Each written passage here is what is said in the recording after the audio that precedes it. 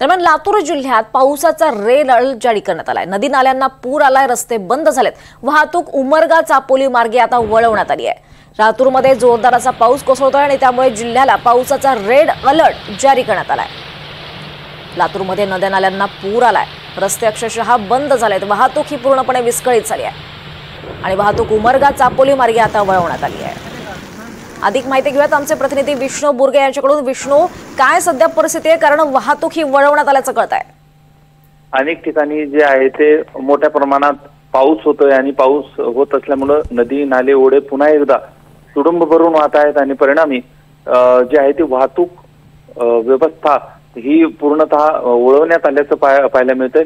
अनेक ठिकाणचे मार्ग वाहतुकीचे बदलण्यात आलेले आहेत। लातूर जिल्ह्यामध्ये आज रेड अलर्ट देण्यात आलेला आहे। सकाळपासूनच मोठ्या प्रमाणात पाऊस पडतोय आणि त्याचा फटका थेट आता पाहायला मिळत आहे। अनेक ठिकाणी प्रशासनानं सतर्कतेचं आवाहन देखील केलेलं आहे। मात्र मागील काही दिवस पाऊस होता, त्यानंतर पाऊस थांबलेला होता। काल रात्रीपासून पावसानं पुन्हा एकदा हजेरी लावायला सुरुवात केलेली आहे। पहाटेपासून अनेक ठिकाणी पाऊस मोठ्या प्रमाणात होतोय।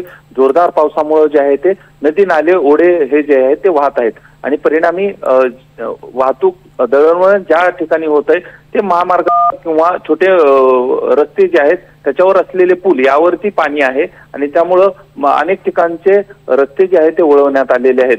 त्यामुळे प्रशासनानं अलर्ट केलं होतं की ज्या लोकांना काम आहे त्यांनीच बाहेर पडा, कारण मोठ्या प्रमाणात आणखीनही पावसाची शक्यता आहे। पुढील 3 तास हे मोठ्या प्रमाणात पाऊस पडेल अशी शक्यता आहे। त्यामुळं नागरिकांना सतर्कतेचं आवाहन करण्यात आलेलं आहे आणि त्यामुळेच ज्या ठिकाणी मोठ्या प्रमाणात पाऊस आहे, ज्या ठिकाणी पुराची परिस्थिती निर्माण झालेली आहे किंवा ओढे आणि रस्त्यांवरती पाणी आहे अशा ठिकाणची जी व्यवस्था आहे ती किंवा रस्ते आहेत ते बदलण्यात आलेले आहेत। निश्चितच विष्णू, या पावसाचे अपडेट्स तुमच्याकडनं तिथले घेत राहू। धन्यवाद या सविस्तर माहितीसाठी।